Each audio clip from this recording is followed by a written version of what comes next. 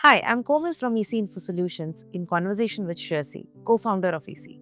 Before we begin, a quick note on who this conversation is meant for. The episode is especially relevant for limited partners, including family offices, institution allocators, endowments, and CIOs responsible for allocating capital to private equity, venture capital, and alternative investment funds.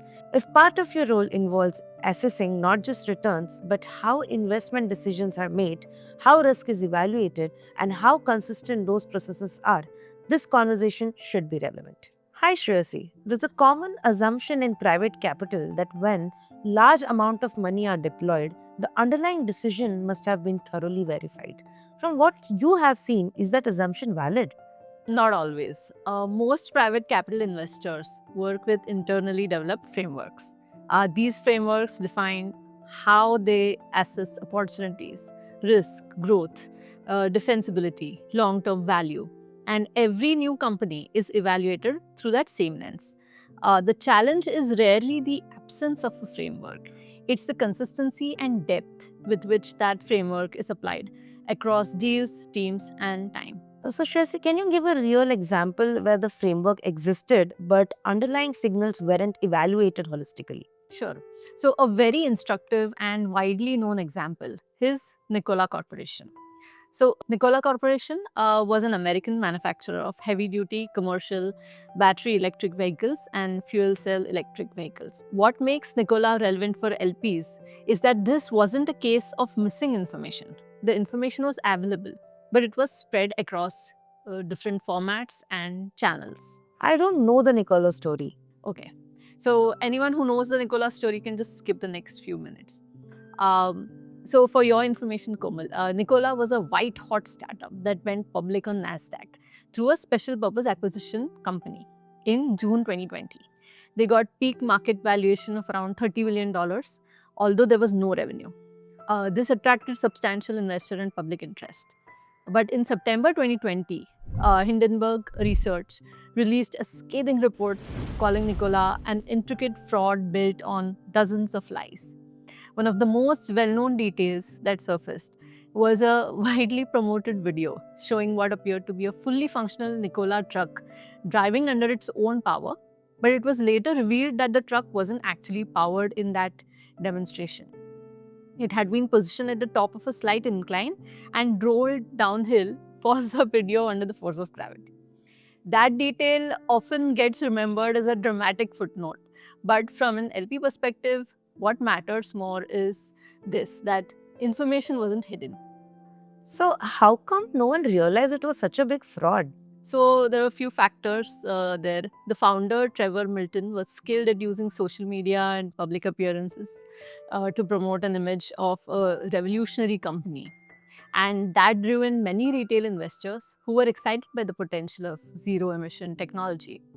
And there's a general hype around EV and hydrogen fuel cell innovation, which created an environment where bold claims like Trevor's were more readily accepted.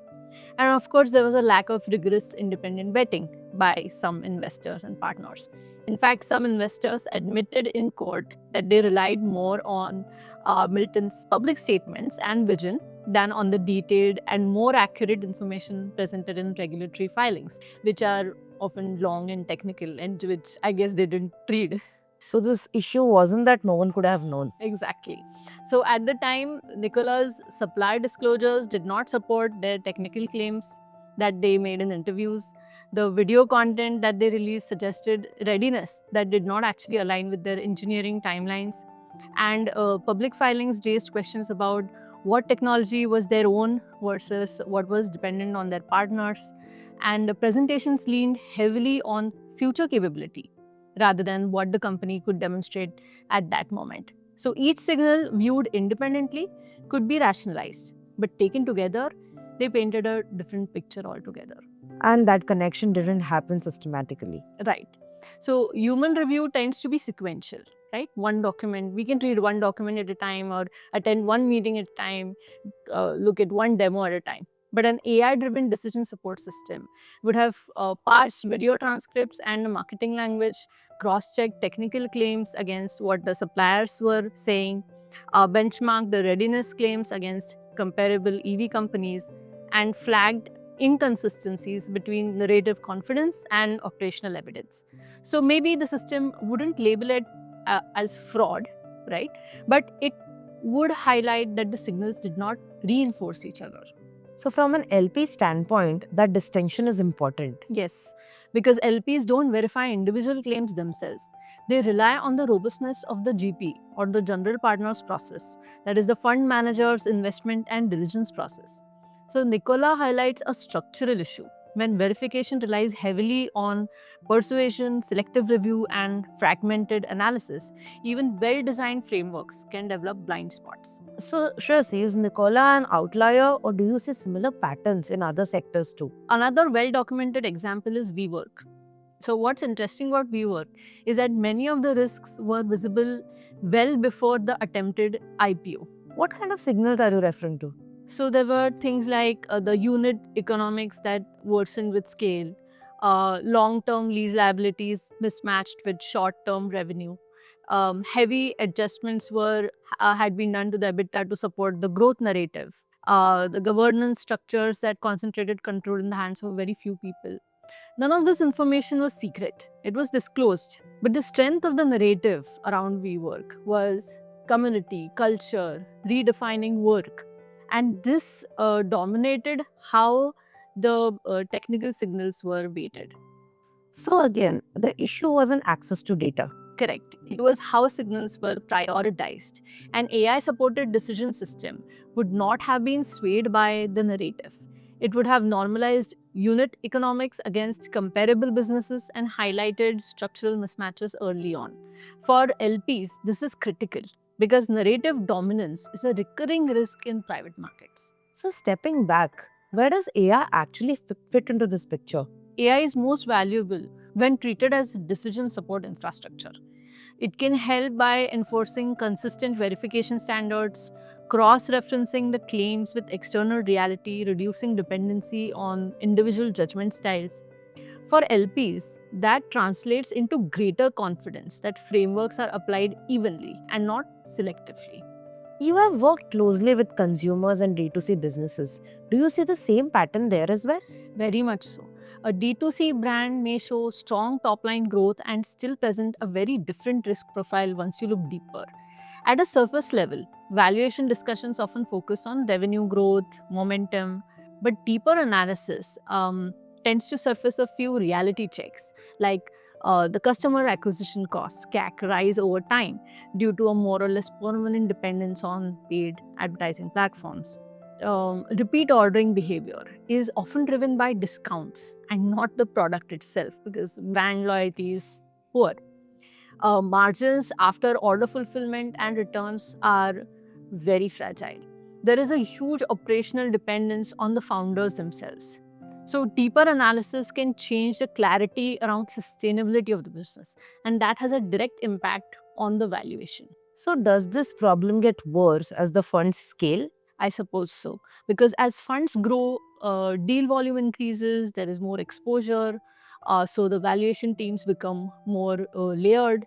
So, although the valuation frameworks remain the same, the execution becomes uneven. AI based systems can help enforce a baseline level of scrutiny across all deals, regardless of the internal dynamics. LPs also worry about key person risk. How does that factor in? A lot of decision logic lives inside people's heads, right?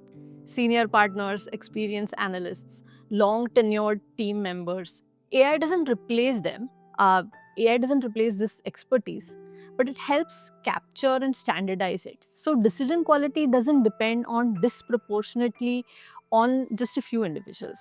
And that matters for LPs assessing long-term fund resilience. So, does this approach extend beyond deal entry? So LPs increasingly expect visibility into how assumptions evolve after investment. Decision intelligence systems can track portfolio level signals and flag deviations from original thesis sooner than later, rather than waiting for quarterly reporting cycles.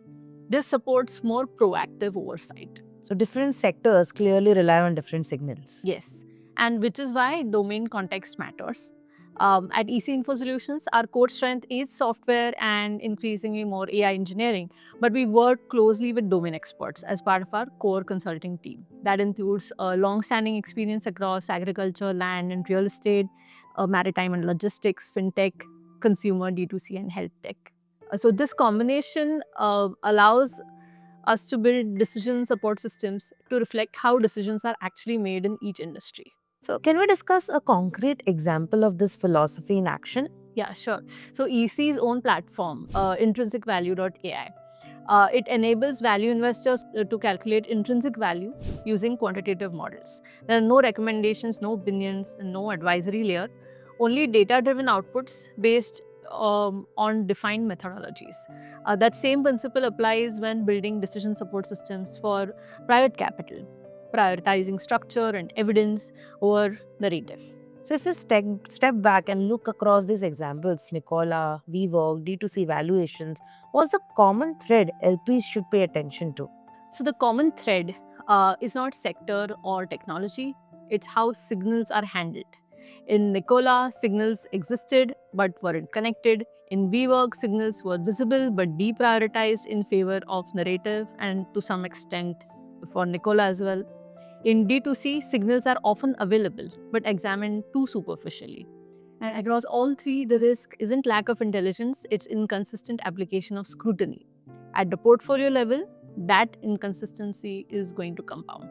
So, if LPs listening were to take one question back to their fund managers, what should that be?